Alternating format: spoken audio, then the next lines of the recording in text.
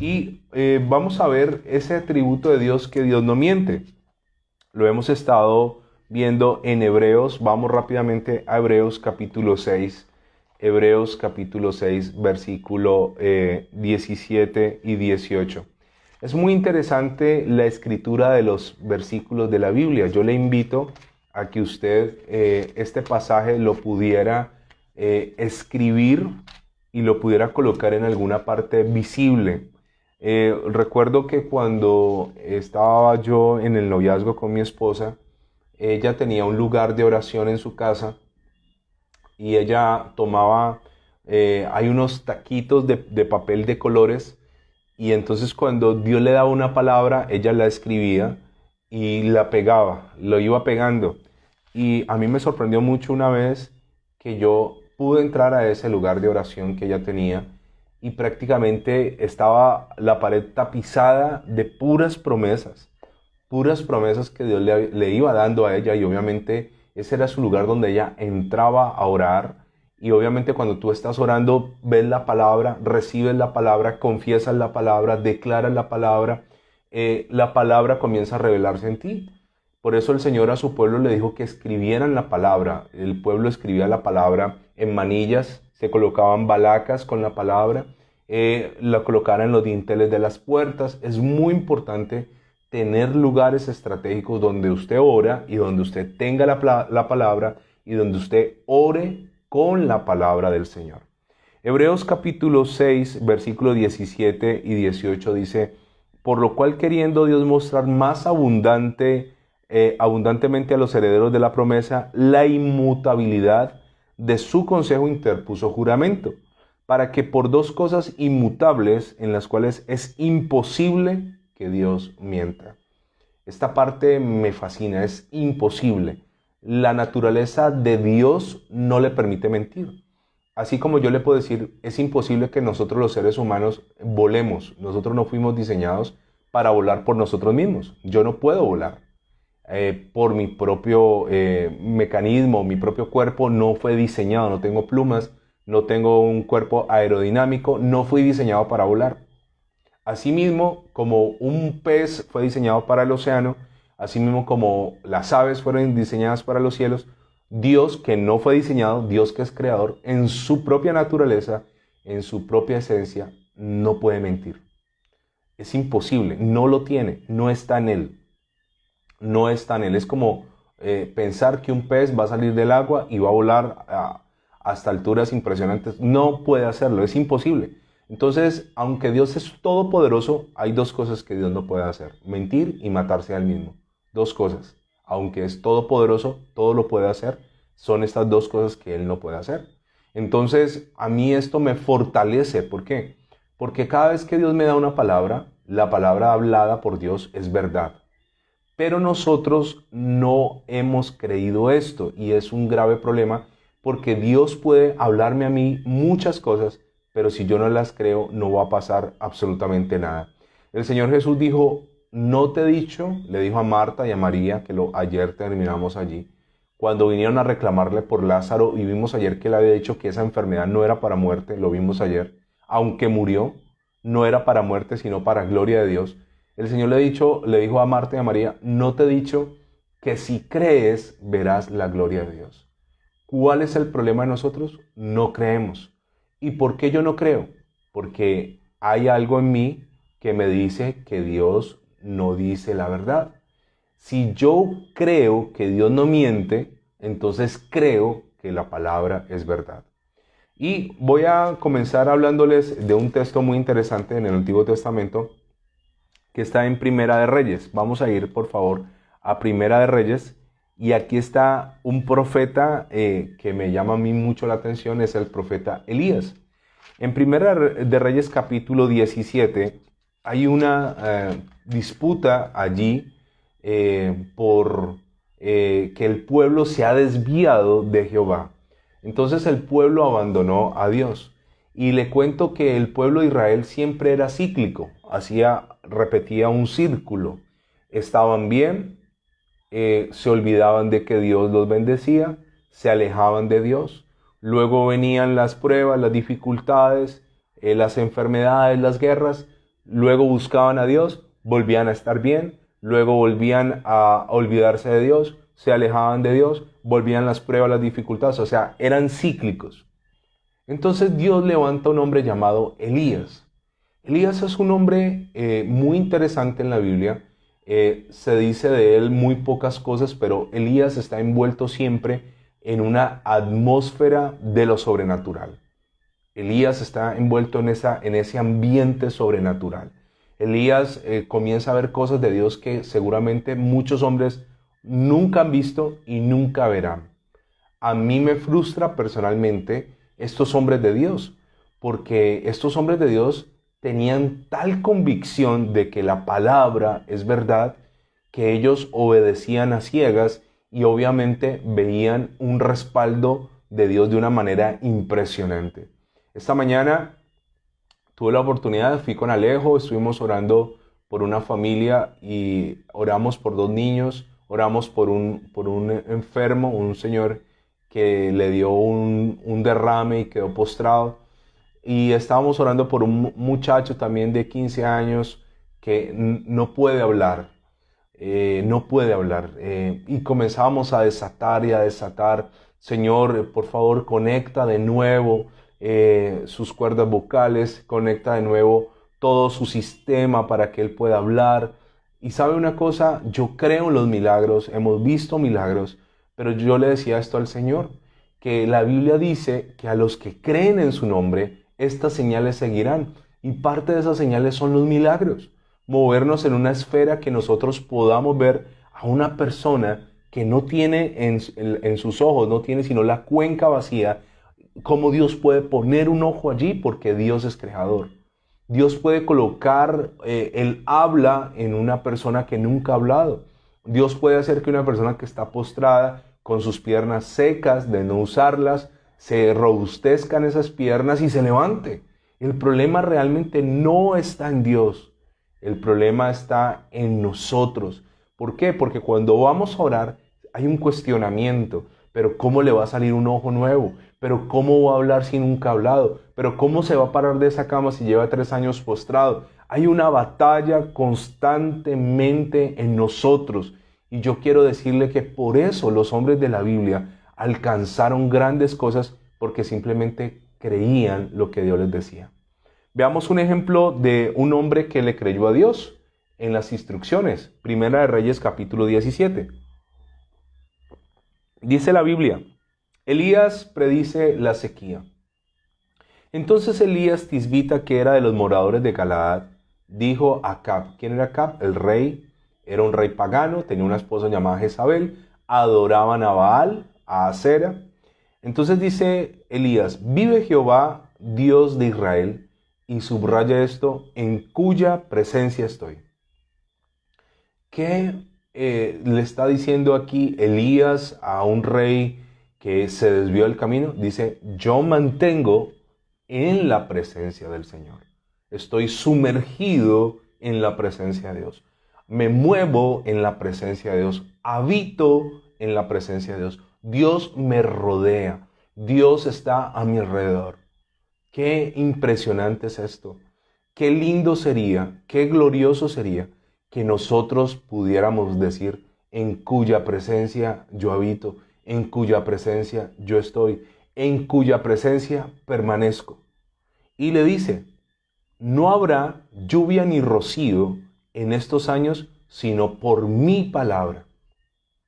¿Qué le está diciendo Elías al rey? Que se va a cerrar los cielos. Y dice que no va a haber lluvia ni rocío. La lluvia desciende, el rocío sale, no lo va a haber. Dice, en estos años. ¿Cuántos años no hubo ni lluvia ni rocío? 3 años y medio, 42 meses. No hubo.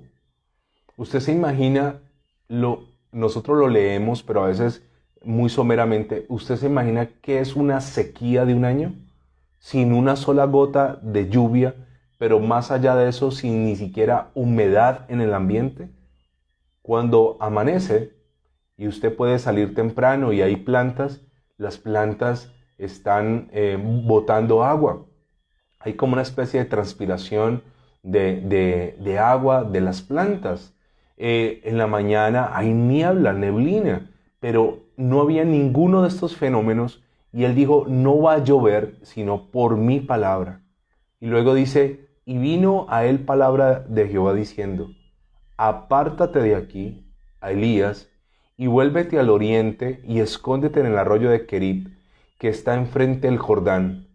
Le da una instrucción clara, beberás del arroyo. 1, le dijo, apártate, vete de aquí, ve al arroyo de Querib. 2, beberás agua del arroyo. 3, después le dice, yo he mandado a cuervos que te den allí de comer. Entonces ahora sí vuelvo al mismo cuestionamiento. ¿Por qué a veces nosotros los cristianos nos cuesta trabajo ver una respuesta a una oración? ¿Por qué a veces hasta para orar por una gripa es una dificultad? ¿Por qué a veces un dolor de muela, un dolor en los huesos, un dolor en un dedo nos derriba la fe? Precisamente porque no hemos creído que Dios no miente. Nos mantenemos todo el tiempo cuestionando. Dios dijo, te sano, eres sano, estás limpio, sané tu cuerpo, sané tu matriz, sané tu vientre, sané tus ovarios. Pero Satanás vuelve y dice, no, pero la sanidad se te quitó, la sanidad la perdiste, la sanidad solo era temporal, la sanidad no era tanto para ti, tú no tienes acceso a la sanidad. Y en ese orden de ideas, nos queda más fácil creer una mentira que creer una verdad de Dios. El ser humano tiene una tendencia en su naturaleza a creer más lo que el diablo dice que lo que Dios dice. Y sabe, no debería ser así. Ahora, Dios le está diciendo a este hombre, vaya a un arroyo, vas a beber agua allí, vas a estar allá. Y luego le dice, escóndete, porque el rey lo iba a matar. El rey, sí, entonces matemos a este hombre para que llueva. Escóndete. Y luego lo más descabellado que yo puedo leer aquí es, yo he mandado a los cuervos que te den allí de comer. Esto es en contra de toda lógica. Yo no sé si nosotros hoy pudiéramos recibir una palabra de parte de Dios y que Dios nos dijera algo que no tiene sentido común, que no tiene sentido lógico, que no tiene ningún tipo de explicación científica, ningún argumento válido humanamente hablando, y nosotros creyéramos eso. Si nos cuesta creer a veces lo que es fácil de creer, ahora imagínese el nivel de fe, y fe es creer, que tenía Elías. Así que Elías, dice el versículo 5, y él fue e hizo conforme a la palabra de Jehová. ¿Qué hizo Elías? Creyó. Porque la Biblia dice que es imposible que Dios ¿qué? Mienta. Lo leímos ayer en Números. Dios no es hombre para que mienta, ni hijo de hombre para que se arrepienta. Él dijo y no hará, habló y no ejecutará. Entonces a veces Dios nos da una orden a nosotros de algo que puede parecer descabellado, que puede parecer ilógico, que puede parecer absurdo. Y contrario a lo que Dios espera de nosotros, que creamos, lo cuestionamos, lo archivamos, decimos, no, no es Dios, Dios no puede operar de esa manera, yo no puedo hacer eso que Dios me está pidiendo. O sea, desbaratamos y desajustamos el milagro por no creer la instrucción de Dios. Dios le dice a Elías que le va a mandar los cuervos para darle de comer. Algunos teólogos dicen que los cuervos eran algunas tribus nómadas que mantenían el desierto, pero yo me inclino más a animales. En la Biblia muchas veces Dios utilizó un animal para su propósito. Le voy a poner ejemplos de esto. Cuando el profeta Balaam fue contratado por el rey Balac para maldecir al pueblo, finalmente Balaam aceptó e iba montado en un asna. Iba con su animalito, iba hacia donde estaba Balac, y el asno pudo ver un ángel en el camino con una espada, tuvo miedo y el animalito se tiró contra un barranco para evitar al ángel, y Balaam comenzó a golpear al animalito, comenzó a golpearlo y hasta que el animal le habló. En la Biblia el relato de un animal hablando. ¿Por qué me golpeas?, le dice el animal. En el tema de Jonás, cuando Jonás no quiso obedecer, Dios había preparado un gran animal marino que lo tragase. O sea, el animal más obediente que el mismo profeta. Cuando usted comienza a analizar la Biblia, en cierta ocasión al profeta Eliseo, un grupo de muchachos comenzaron a burlarse y a decirle, calvo sube, porque Elías se había ido y comenzaron a burlarse de la calvicie de él. Por eso nunca se burla de nadie, y menos de un hombre de Dios. Y él ora y salen unas osas y despedazan a esos muchachos. Entonces, a mí no me suena descabellada la idea que si Dios puede utilizar una asna para hablarle a un profeta, utilizar un gran pez para tragarse al profeta Jonás, utilizar unas osas para hacer justicia del escarnio que están haciendo contra Eliseo, pues utilizará unos cuervos.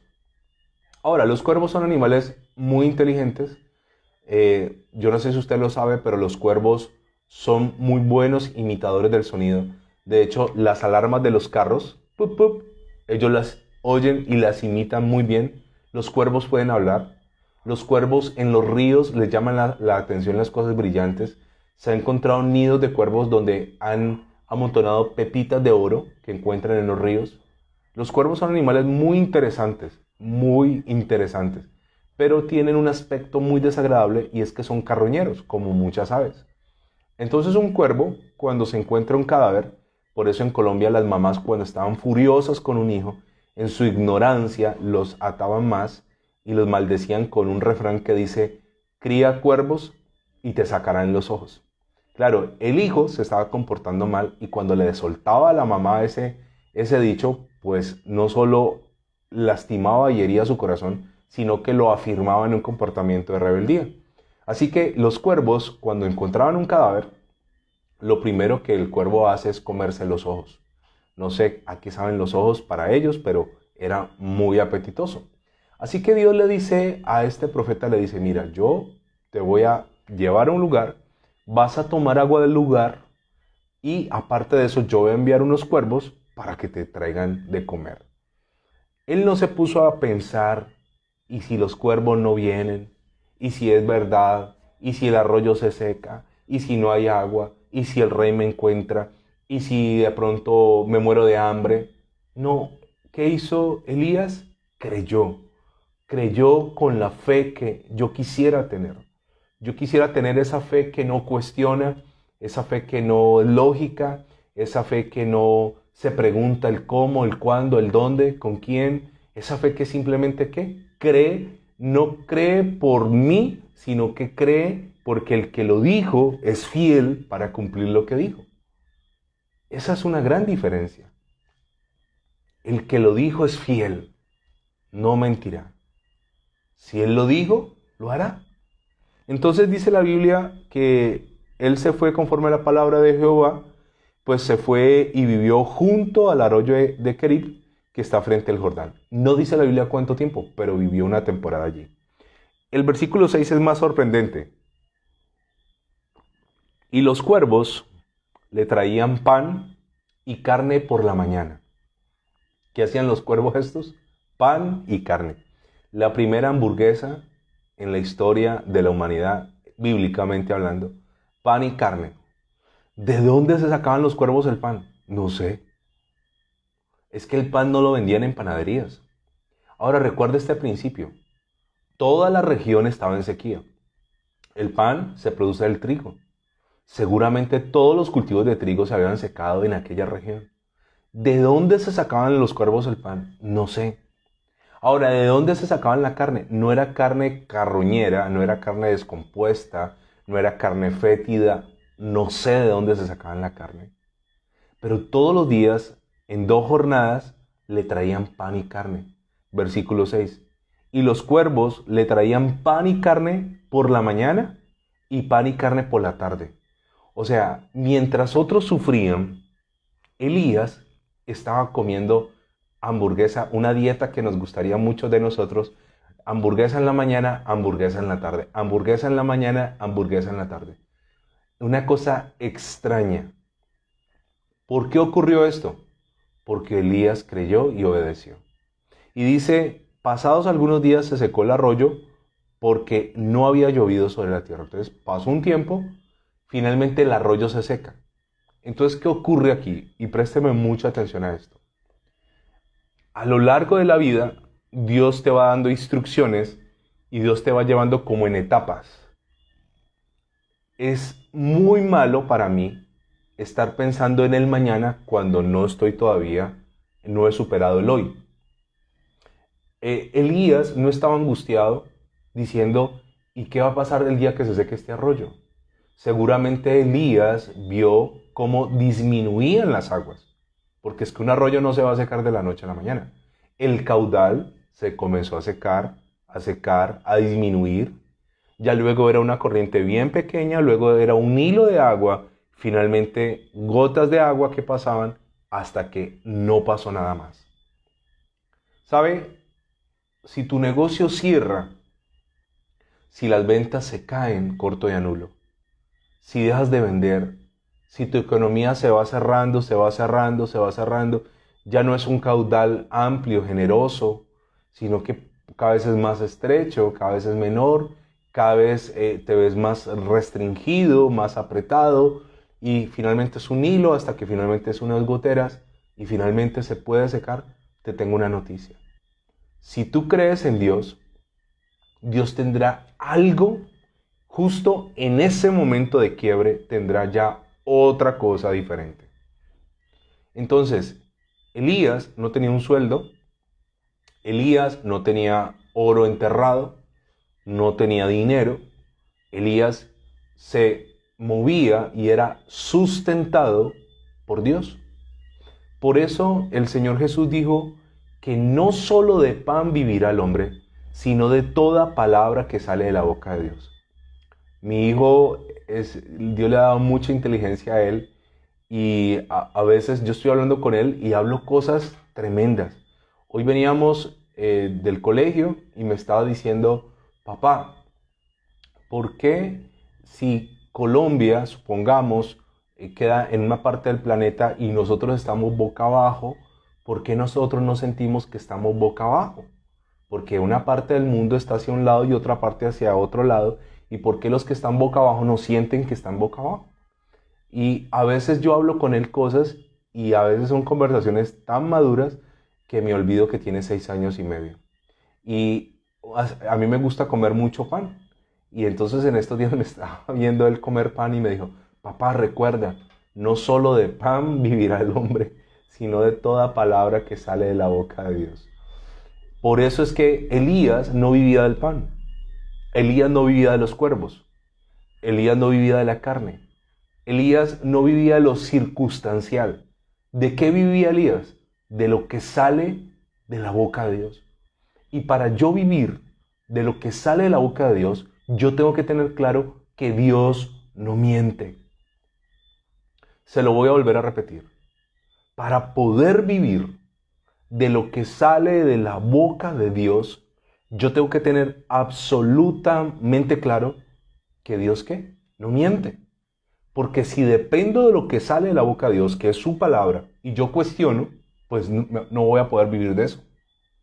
No voy a poder vivir de eso.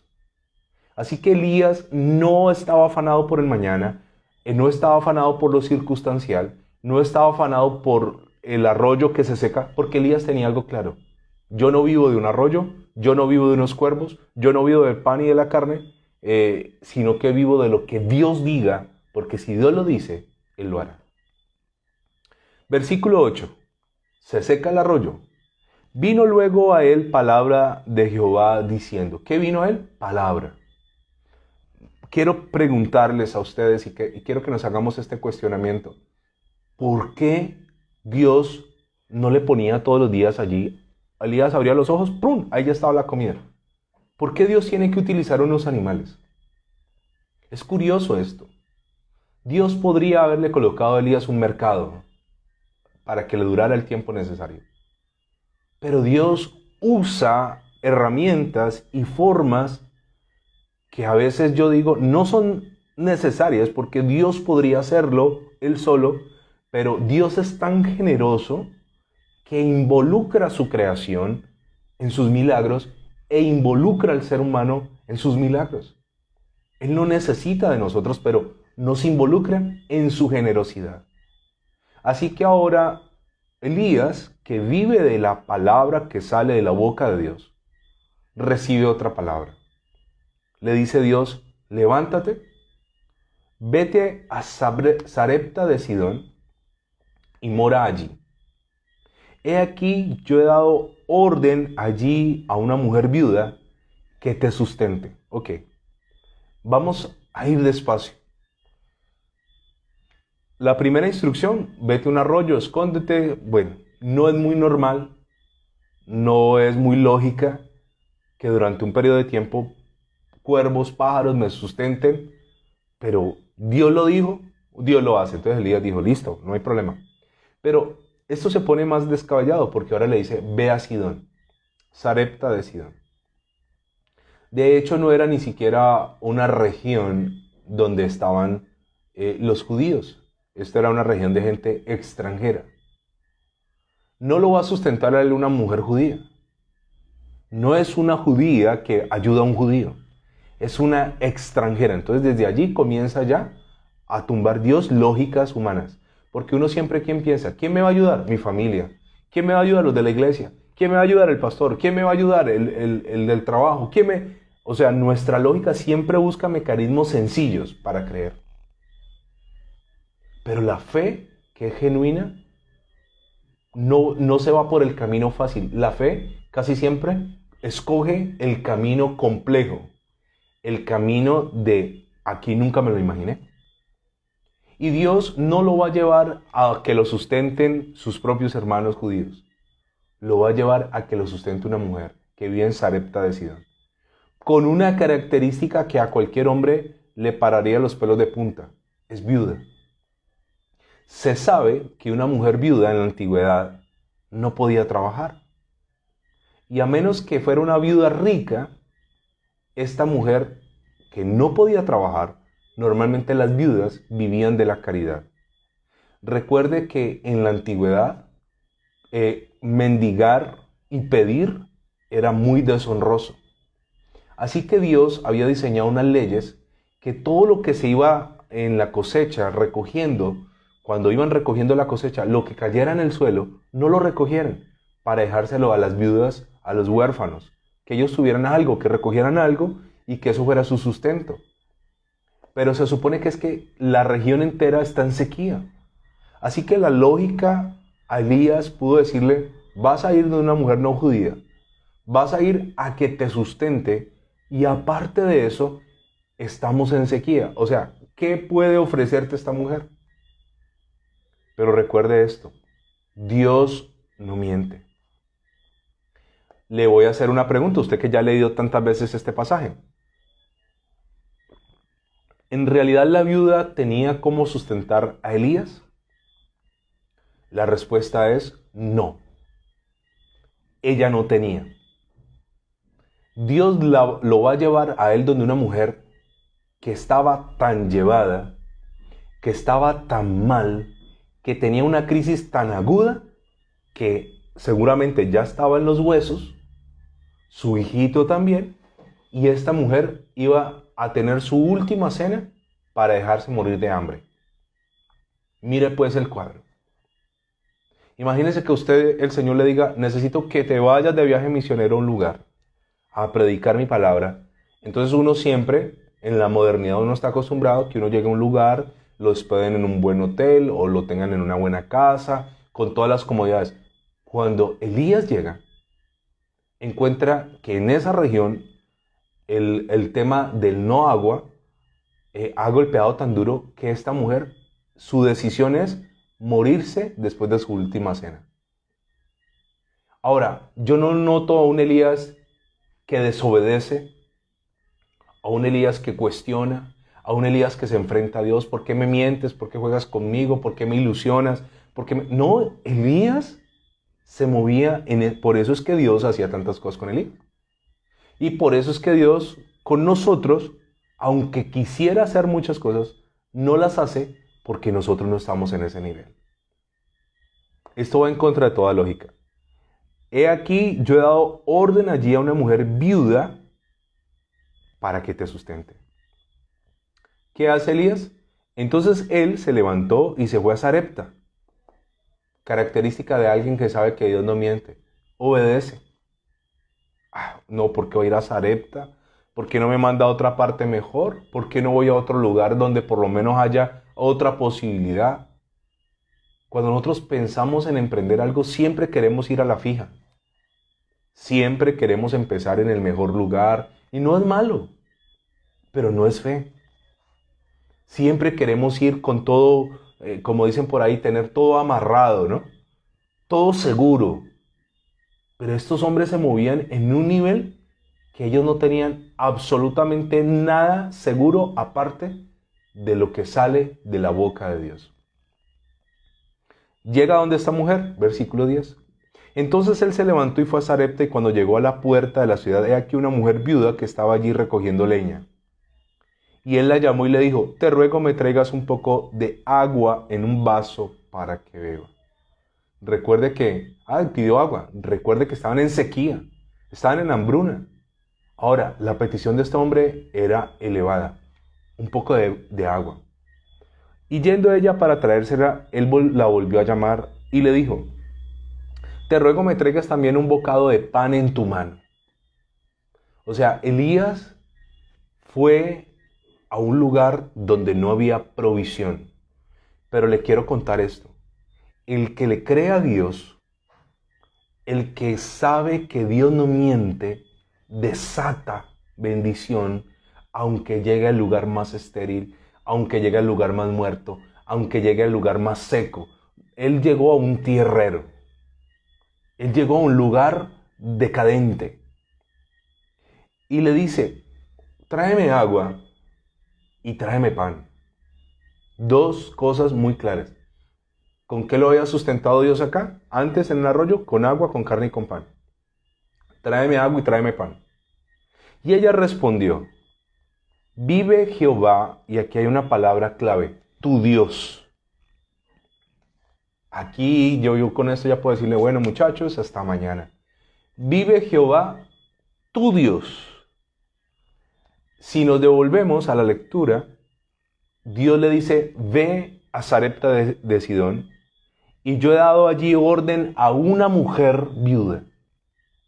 Dios ya había hablado con ella, pero él no era el Dios de ella. No era el Dios de ella. ¿Quién le iba a sustentar al profeta Elías sus necesidades?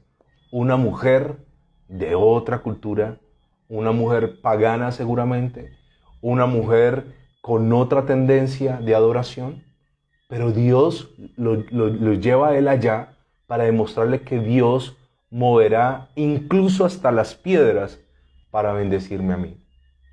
Dios hará lo que tenga que hacer. ¿Cuándo qué? Cuando yo sé que Dios no es hombre para que mienta, ni hijo de hombre para que se arrepienta. Así que ella le dice, vive Jehová tu Dios, que no tengo pan cocido. Solamente no tengo pan cocido. Tu Dios lo sabe. O sea, ya en palabras, cuando uno entiende a las mujeres son difíciles de entender. Las mujeres todas son complejas y hay que descifrar cada una de ellas tiene unos códigos, pero se parecen. Y cuando una mujer dice cosas entre líneas, uno tiene que leer lo que ella no dice. Ella le está diciendo, mira, vive Jehová tu Dios, que yo no tengo pan cocido. O sea, palabras más, palabras menos, yo no entiendo por qué tu Dios te mandó para acá. No entiendo, la verdad, no entiendo por qué tu Dios se le ocurrió decirme que te atendiera a ti si yo no tengo cómo. Lo que ella no había entendido allí es que el hacerlo preservaría su vida y la vida de su hijo. Y dice, no tengo pan cocido, solamente un puñado de harina tengo en la tinaja. Ella le va a hacer un inventario. No tengo pan cocido. Tengo un poco de harina en la tinaja, un poco de aceite en la vasija.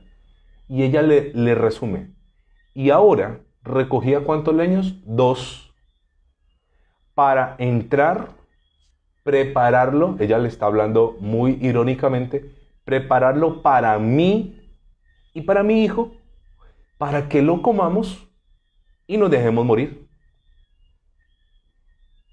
Interpretación femenina de sus palabras. Yo no tengo nada que ofrecerle, no sé por qué Dios me lo mandó, no tengo cómo sustentarlo, no tengo cómo proveerle, no tengo cómo alimentarlo. Usted es un hombre, usted come más que nosotros. Nosotros aquí ya está nuestra última cena.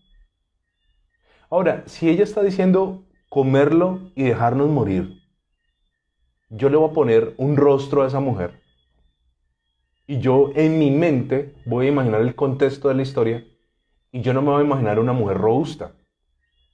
Yo me voy a imaginar una mujer que ya ha aguantado hambre y yo me voy a imaginar una mujer que está pensando en su hijo y que seguramente ella en su ración de comida diaria le ha dado siempre al hijo más que a ella, más, y ella físicamente ya debe estar muy desmejorada, seguramente en su rostro sus pómulos están sobresalientes, seguramente se le ven los huesos de la clavícula, seguramente ya está forradita en los huesos, porque para dejarse morir no es una mujer robusta ni fuerte.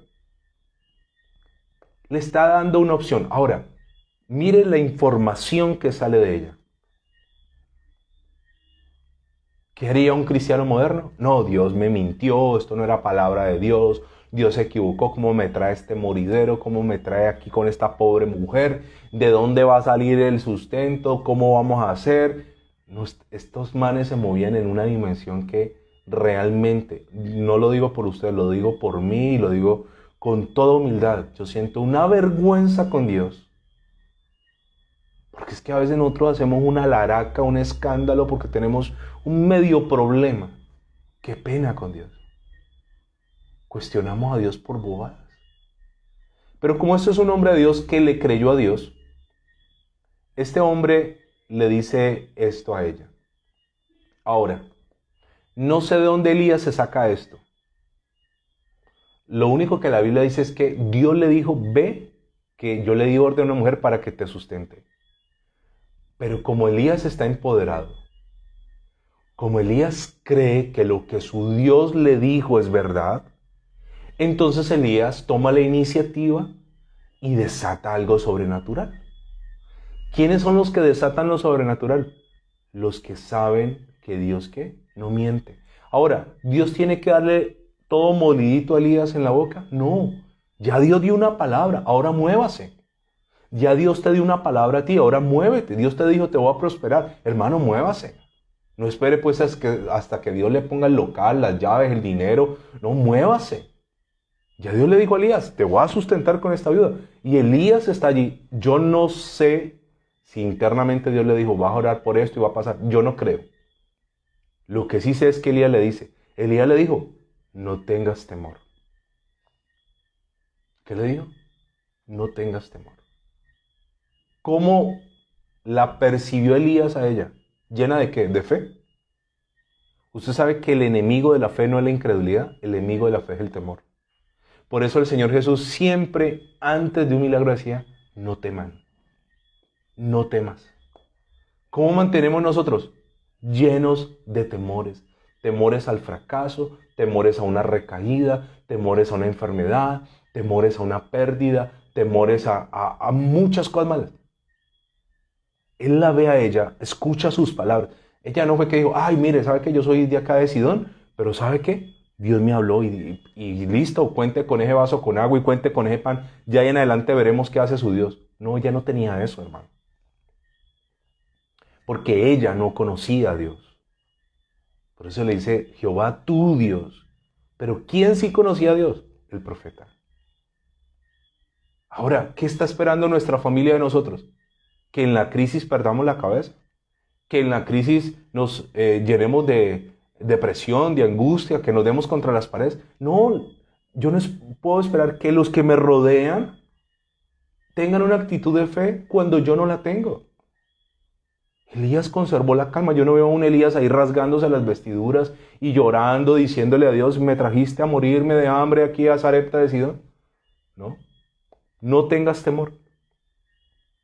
Ve, haz como has dicho, pero hazme a mí primero de ello una pequeña torta cocida debajo de la ceniza y tráemela y después harás para ti y para tu hijo. Lástima el tiempo, pero mañana podemos seguir hablando de esto. Quiero decirte algo muy interesante. ¿Cuál fue la orden de Elías? Tráeme a mí primero. Cuando yo pongo a Dios primero, todo lo demás vendrá por añadidura. No fue que Elías le dijo, ok, hagan unas tortas cocidas debajo de la ceniza, coman ustedes, cuando estén con la barriga bien llena, me dan de comer a mí. ¿Cuál era la prueba de fe para esta mujer? Tráeme a mí, ¿qué? Primero. La mente de la mujer dijo, no alcanza para 3, alcanza para 2. ¿Pero qué va a hacer ella? Ella va a creer la palabra que él le va a dar. Tráeme a mí primero. ¿Por qué muchas veces no ocurre lo sobrenatural? Porque Dios no es primero. ¿En dónde lo veo? En cosas muy sencillas.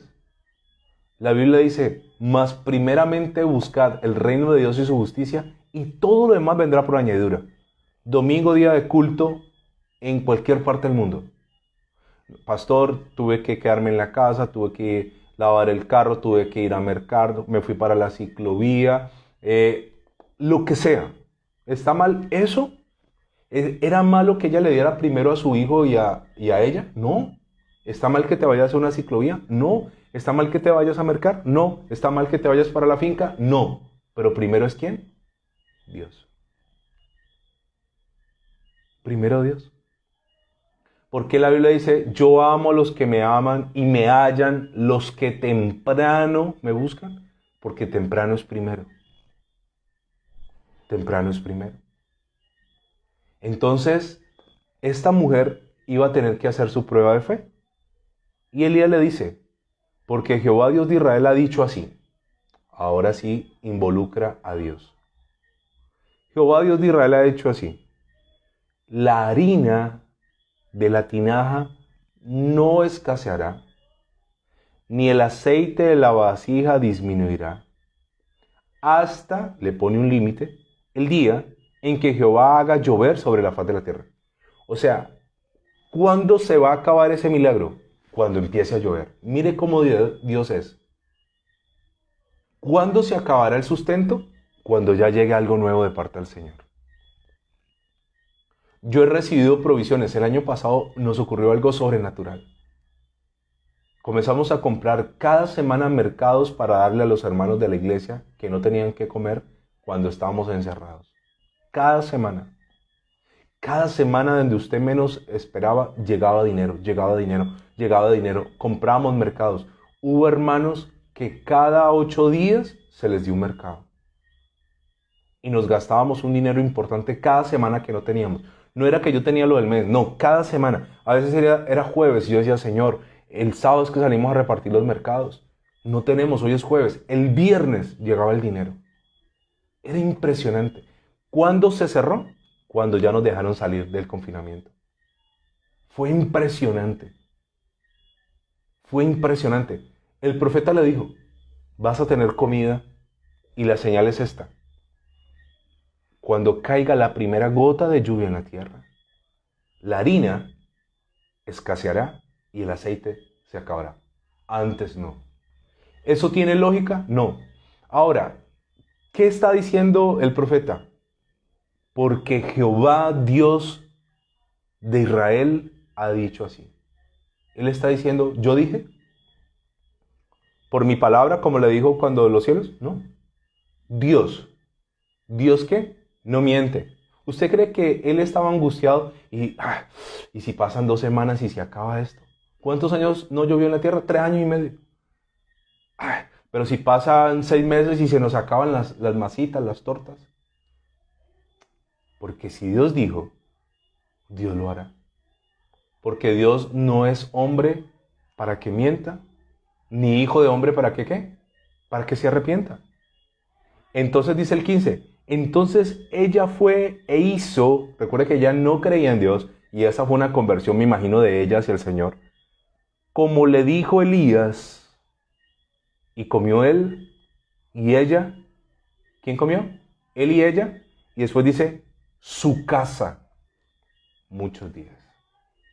¿Quién era en su casa? ¿Su hijo? No, yo me imagino. Habían familiares. Ay, puedo llevarle a mis familiares. Lléveles. Lléveles.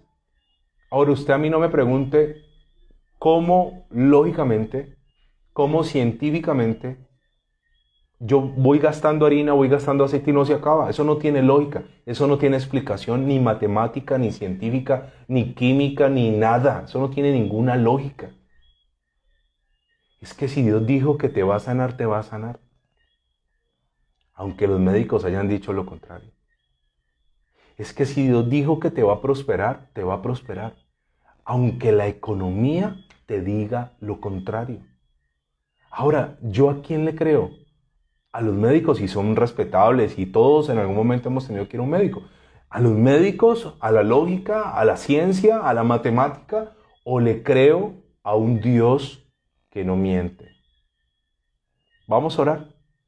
Y si Dios nos presta la vida, porque Él es el dueño de la vida, mañana seguimos con este interesante tema. Gracias, amado Señor.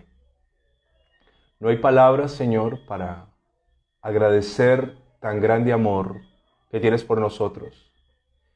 Y quiero pedirte en el nombre de Jesús que tú bendigas a cada uno de los que estamos conectados y que nos ayudes a alcanzar ese nivel de fe que tenían estos hombres que dependían completa y absolutamente de toda palabra que sale de tu boca.